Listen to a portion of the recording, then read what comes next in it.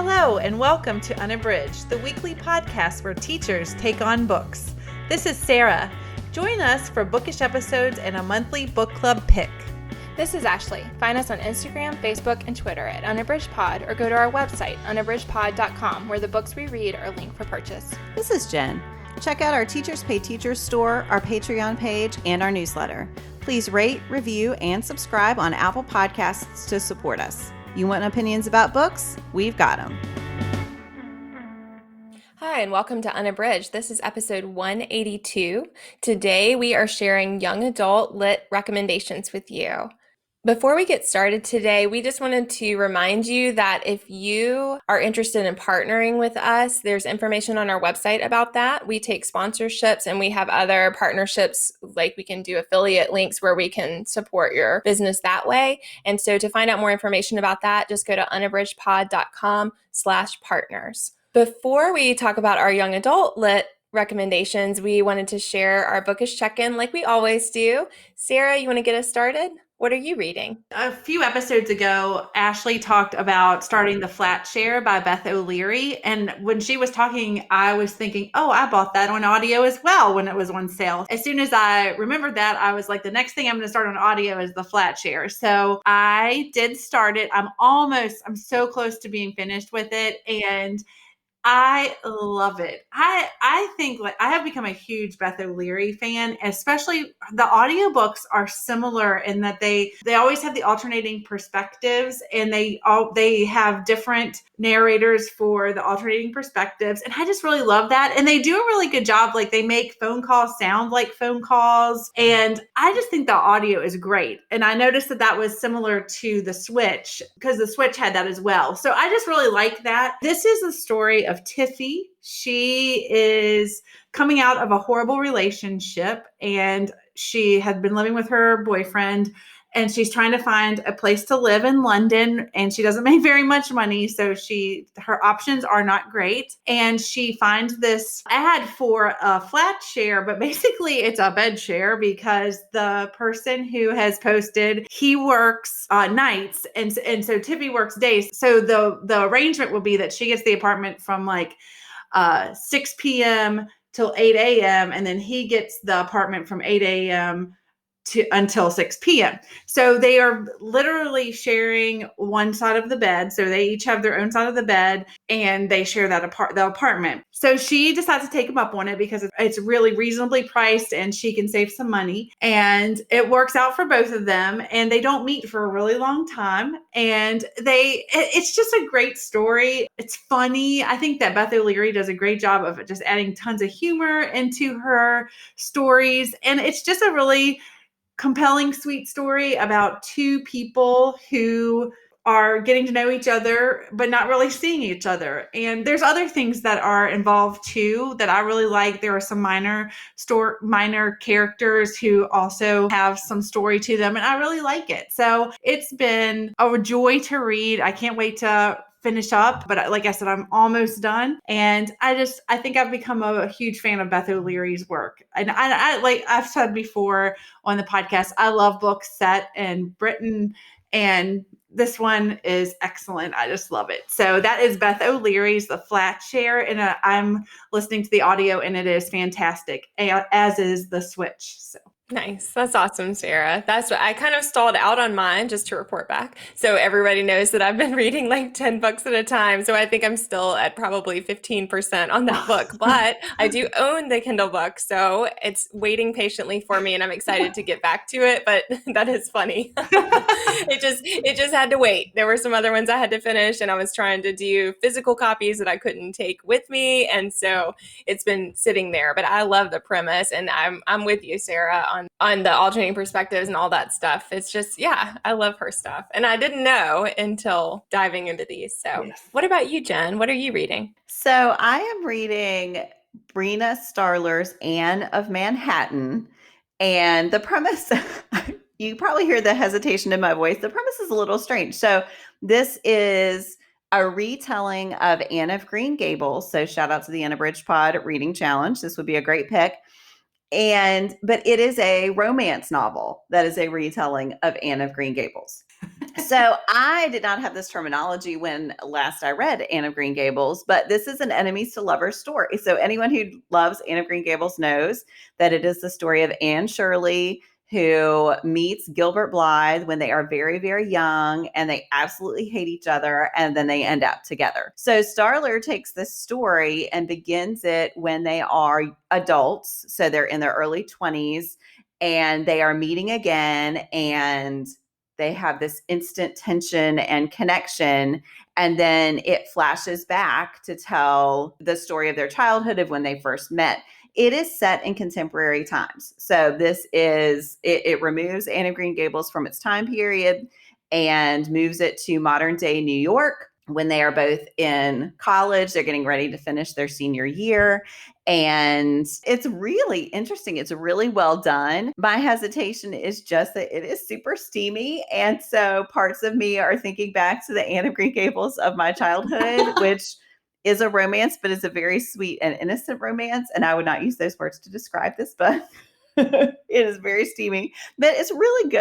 And I think it makes great use of that enemies to lovers trope, while also paying tribute to Marilla and Matthew and the other characters who are so vivid in Anne of Green Gables. Her best friend Diana is a part of it. And so, yeah, I think it's really clever. It's really well done. You just have to be comfortable with seeing Anne and Gilbert in a steamy romance. So that is Brina Starler's Anne of Manhattan. All right, Ashley, what are you reading? That sounds fascinating, Jen. And I have not ever read the source material, so I am hoping to do that.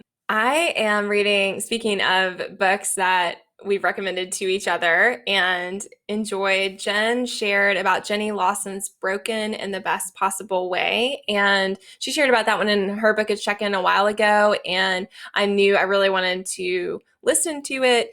Jenny Lawson reads it on audio, and it was part of Libro FM's ALC releases. And so I was excited to get to that one, and I started it this week. And I think what I love about it is we've shared many times about the power of audiobooks to hear the author's voice. And so this one is great for that. It's so fun to hear her read of her own experiences. But the other thing that I find really striking about it is the way that she can put on the page a lot of the inner thoughts that many of us have but never articulate. And I think she does that really well. And so just things like the way that she shows her relationship with her life partner is hilarious. And again, I think typical of people who live together and have lived together for a very long time, but it's often we're reluctant to admit those things to other people. And so I love that. And I think that she really demeans herself in a lot of ways, but it's hilarious and also humbling. And so I think just seeing her frank thoughts about her life experiences, her struggles with mental health, her memories, the way that her mind works, and like holding on to memories. There's a whole section toward the beginning where she talks a lot about the loss of memories that a lot of us experience over time that we don't hold, she talks about how they watched something and then she'll rewatch it and then she'll say to her life partner, no, I've never seen this before. And he's like, yes, you did. And also we have had this conversation before when you rewatched it and don't remember rewatching it. So not only have you seen it, but you've seen it again. We've argued about you not seeing it. And then now here you are again watching it. And I related to all of that because I am often, as I admit on here readily, I am often trying hard to pack in all the things and multitask. And even when I am watching the screen, sometimes it's only about 10% of my brain that is focusing on that. And then I just don't hold on to it. And then I will adamantly vow that I have not seen the thing. And then there will be some revelation an hour and a half in that suddenly the light bulb comes on and I'm like, oh, yes. And I mean, unfortunately, I do that with travel and stuff too, where I'm like, no, I have not been to that place. I was not there. And then there will be a photo or something. I'm like, oh, I was there. I was there. And so it was just funny and comforting to see that other people have that experience too, and that it's both tragic and funny, and that that's just how our minds work. So there's a lot of that, of just analysis of herself and exploration of what that means. And it also, the tone is very different, but it reminds me, in a lot of ways of Kate J. Bear, who is a poet. She now has a book out called What Kind of Woman and has received a lot of well-deserved acclaim for that. So I think she's a lot better known now. But she also is willing to say on the page what being a mother looks like, what having a relationship looks like, and how hard that can be. And she says it in a very frank way as well. So even though the tone is quite different, I think that I absolutely love Kate J. Bear's work. And as I am listening to this one, I see a lot of connections to the exploration of the inner self, particularly of being a woman and what that means. So I'm loving it. So again, that's Jenny Lawson's Broken in the Best Possible Way. I'm so glad you're enjoying that. I want to go back and read her backlist because I thought it was so fabulous. Yeah, Sara, you're going to love it too if you get a chance to listen. I know you'll really like it. I really want to listen to that for sure. And I think it kind of goes with what you have been enjoying of women speaking their mind in an honest and frank way about their life experiences. And yeah, so I think it's consistent with those reads that I know you've liked.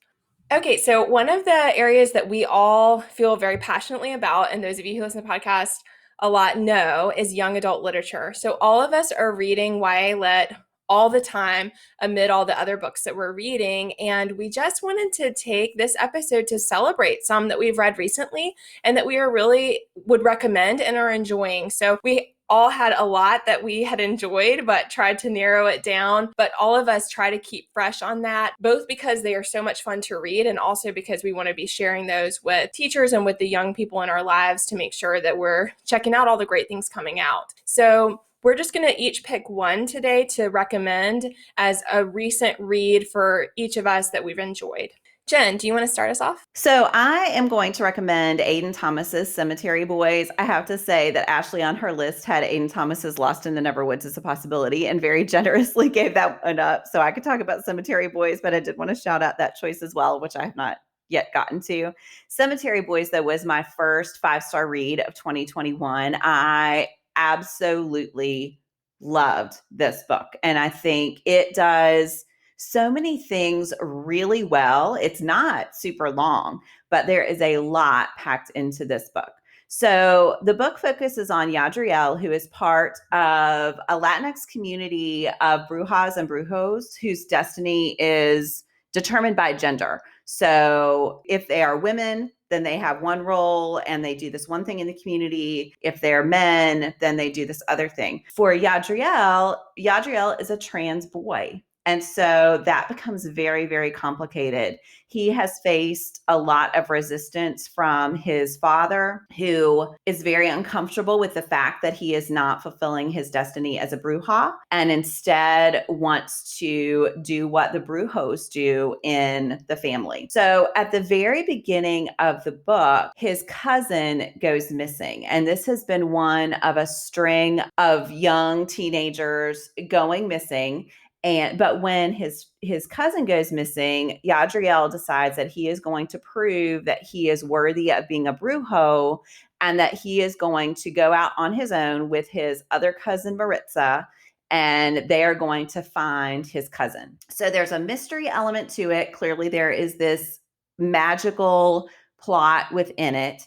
So Yadriel decides that he is going to try to call his cousin's spirit forward in order to find out what happened, that he's going to call up his ghost, essentially. And he does this ceremony with Maritza's help. Maritza is a witch, so she's fulfilling the bruja part of her personality, even though she is really resistant as well. So she doesn't necessarily want to follow her path either. And so it's really neat seeing them kind of support each other in defying the wishes of their community in that way. But she agrees it's one time to help Yadriel, so they do this ceremony with the goddess of death, and they are going to call up his cousin's ghost. What happens is that instead they accidentally summon the spirit of Julian Diaz, who is a troublemaker at his school, and they find out that he is also missing. And they become convinced that the two stories are linked. And so they try to convince Julian's ghost, essentially, to help them find out what happened to the cousin, find out what's happening in their community, all of this while hiding the fact that they're doing it from the community who they know will not approve of what they are doing. So there's so much to unravel here. And I don't want to give spoilers for the way this all unfolds, but I will just say I loved the world building. I loved the way Thomas built this sense of the community, and we start to understand how it comes together. We start to see how much a part of the community the dead can be and the way that they are interacting with them. And Julian is seen through his ghost, but he is one of these really important characters in the book. He is so vivid, and he has been very misunderstood as well. And so you start to see Adriel begin to understand Julian and to see him in a different way and to understand things about his past. There's a whole community of kind of outcasts around Julian who they come to know. It's just as the book gets deeper, it starts to broaden and the world building just builds on itself, but not in a way that is intimidating or difficult to access. And then, of course, there's a consideration of gender and of sexuality that is also really central to the book and to Yadriel desperately trying to find acceptance from his father, who has this very conventional notion of what it means to be a man and what it means to be a woman. That is all very moving. I thought the family dynamics in this book were just really, really strong. They were a really important part of the book that was woven into the world seamlessly. So I could go on and on and on because it is so rich. But again, there is that mystery element. I'm afraid I've already given some things away, but I'll stop there so I don't accidentally give more away. But if you have not checked out Aiden Thomas's work yet, Cemetery Boys is such a great young adult lit book. That one sounds so good, Jen. And I am here for everything Aiden Thomas writes after reading Lost in the Neverwoods. I did have that on the list and I absolutely loved it. But we have so many that we could recommend to you that we don't want to do two by one author. But their work is just so powerful. And in Lost in the Neverwoods also, there are magical elements. There is a central mystery. So I think it sounds like and that one is a retelling of the Peter Pan story. So that's great for the classic retellings. If you are looking for that for your unabridged reading challenge. But I think that it sounds like the plot is very different, but I think that some of the things that work so well for me, it sounds like are in Cemetery Boys too. So I will definitely be reading that. Yeah, I'm looking forward to Lost in the Neverwoods. Yeah, I downloaded that one to read and I started it, but then I had to abandon it for some other things, but I'm going to definitely get back to it. I think you all will love it. I can't wait to talk to you about it after you have read it, because I think it is a great one for discussion. It was so good. Sarah, what about you? What's your recommendation? So I actually talked about this book in a bookish check-in a while back, and I love this YA book so much. And if you listen to our episode 180 on A Cuban Girl's Guide to Tea and Tomorrow, if you like that book, I think you will love this book by Laekan Kemp. It's called Somewhere Between Bitter and Sweet, and it is told in alternating perspectives. So the first perspective is Penelope Prado, and for short, Pen.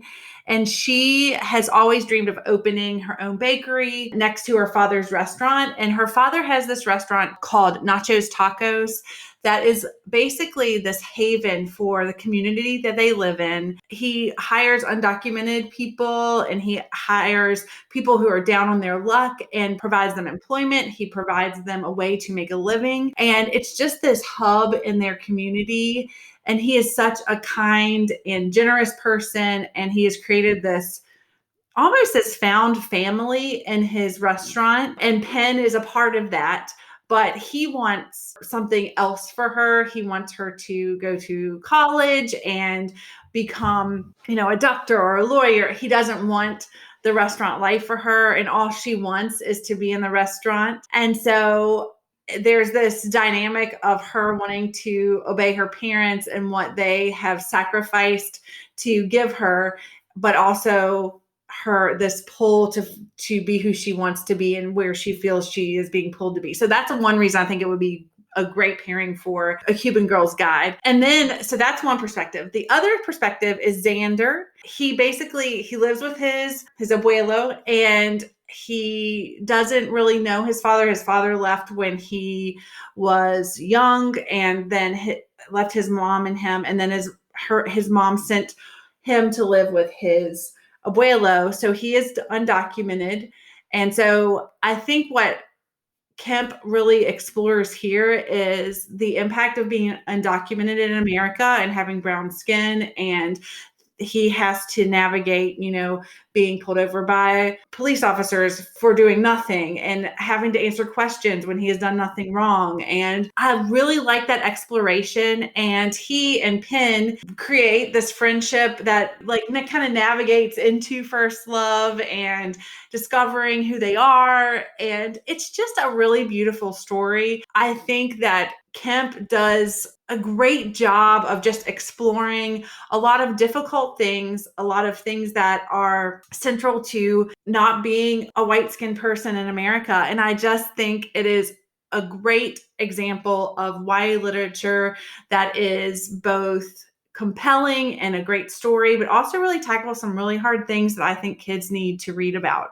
So I loved it. I mean, I know, I'm sure Ashley and Jen are sick of hearing me rave on and on about it, but I just thought it was excellent. I thought it was just a wonderful YA novel, and it's probably one of my favorites. It's going to be on my list of favorites of the year because I just thought it was excellent. So that is Laekan Zia Kemp's Somewhere Between Bitter and Sweet. And I should say, Penn also is an amazing, you know how I love books about food, and she is an amazing baker, and I think in A Cuban Girl's Guide and also in the book With Fire on High, I love these stories of these really strong young women who are blazing their own path. And then and I think that in all three of these books, they have magic in their fingertips, almost this magical quality to their food and what they bring to the table. And I love all of that.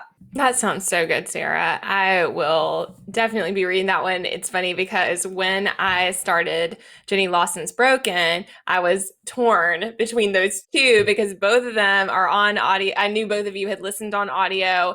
They're on the Libro FM ALCs, and I cannot wait to read that one. So it's coming up soon for me. It sounds amazing. It's so good. Oh my goodness. You're going to love it, Ashley.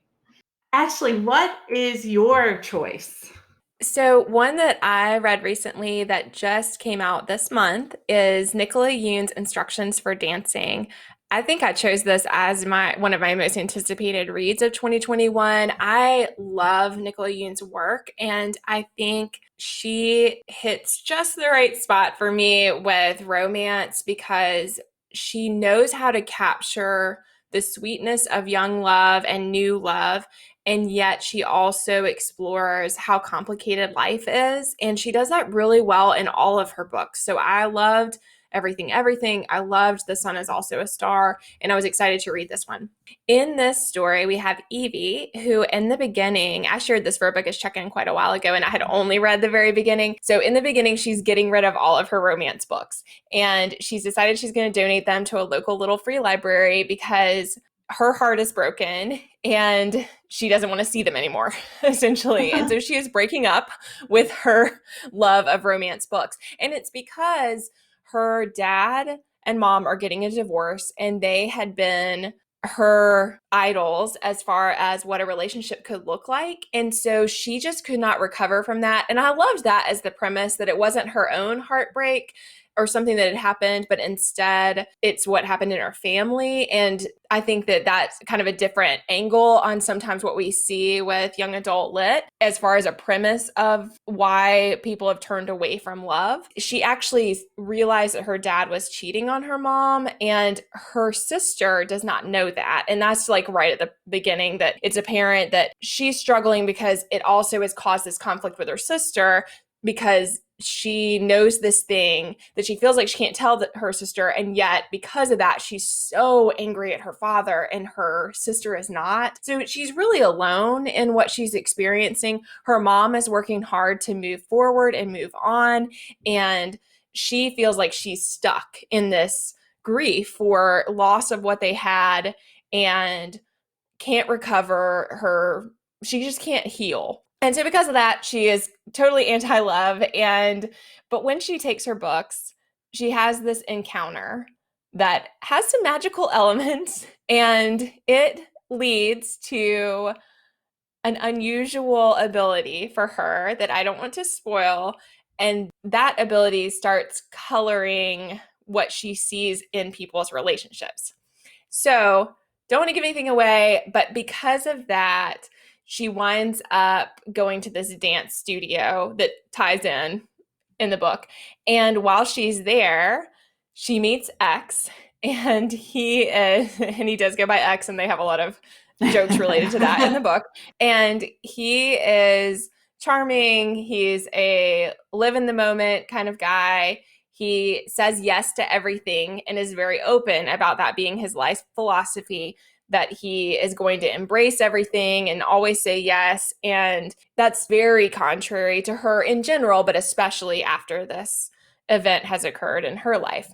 The studio is owned by X's grandparents, and they are a sweet old couple who have been together forever. They are dancing partners, and they have this amazing relationship, but the studio needs some help to grow. And so because of that, there's a dance competition and they get sucked into partaking in that. So Evie has no idea how to dance. She's never done anything with ballroom dance of any kind. And yet she feels some obligation to help with this project. It is a lovely story, but the central question of the story that Nicola Yoon is wrestling with is, how can we continue to love when we know that love will break our hearts? And that really is what the story is about. I mean, and so I think she has a very powerful author's note in the end that speaks to her own life experiences that she was having as she was writing the book. And she was going through some very hard times. So I think that you see that in the pages and you see that in the story. But I think what I love about her work is that she never turns away from the hardship that is life and that is love for other people. And yet she finds a way to celebrate the joy that love brings. And you really see that in the story. So again, that is Nicola Yoon's Instructions for Dancing. And I did shed some tears, but I thought it was a phenomenal book and masterfully done, and really hits on a hard question that I think we all grapple with in our lives. She examines that in a lot of different ways throughout the story. And I love the magical realism. I didn't expect that because I hadn't seen that in her other stories, but that was really fun and interesting. So, and there's some great friendships. There's a lot of things in it that really worked for me. But again, I think that you will not be disappointed. I did a review of that one just last month in preparation for it coming out, but it came out just the beginning of June. And again, I think it was a great read, and I know that people will enjoy it. I cannot wait to read that one. Yeah, I need to write a review as well. But yeah, Nicola Yoon just can do no wrong. So I'm really excited about that one. Yeah, she's amazing. Okay, well, we hope that you have enjoyed those recommendations. We always have young adult lit recommendations we can make. So never hesitate to hit us up on Instagram at Unabridged Pod and ask for recommendations or share books that you have loved with young adult. We're always reading them. And even when we're not talking about them on the podcast, it is something that we all incorporate into our reading lives. If you're looking for recommendations for particular students or for the young people in your life or your own kids, we're happy to help with that. To finish today for our Give Me One, we have a topic that I think will be fun to discuss. It's a villain you love to hate or just love. Sarah, what's your pick? I decided to go with the Plastics from Mean Girls. I for one thing, I love the movie Mean Girls. I think it's an interesting look at the life of high school students. And then the Plastics are basically the villains, the clique in the movie. And I just think Rachel McAdams is the head of the clique. And I just think that they do a great job of portraying this clique as these horrible girls who are being really bullying and stuff, but also portraying the other side of where they're coming from and why they're doing what they do. And I love the movie. I love all the pop culture nostalgia that comes with this movie and that people still quote it even now. And it's fairly old. So I'm going with the Plastics from Mean Girls. That's a good group of villains right there. I want to point back to the beginning of this episode when I talked about Broken in all the best ways and said, I can't remember whether I've watched things before. Mean Girls is in that category. I want to say I've never seen it before, but I also recognize that may not be the case, and someone could probably point to a time that I watched it. So I have nothing to say about the plastics because I have no memory of the movie. Jen, what's your pick? So my pick is Mr. Wilford from Snowpiercer. I started watching the series, I will admit, because Daveed Diggs is in it, and that was pretty much my main reason for wanting to watch it. But it is so good. Nothing wrong with that, friend. I know, right? But it becomes better and better and better as it goes on. And Mr. Wilford is played by Sean Bean, who is such an epic villain, and in just the most insidious ways with that. There's this sort of surface charm that is just filled with evil behind it. So, yeah, I am here to love to hate Mr. Wilford from Snowpiercer. That sounds great. Oh my gosh, it's so good. That is such a good series. I still need to go back because it was a movie first, which I still have not seen, but Chris Evans is in that. So yeah. Ashley, what's your villain you love to hate? So The Lion King has come back into my life recently, and my children are obsessed with that movie. And it's funny because it was one that I held off on letting them watch for a long time because a lot of it is really sad. Yeah. It is really sad.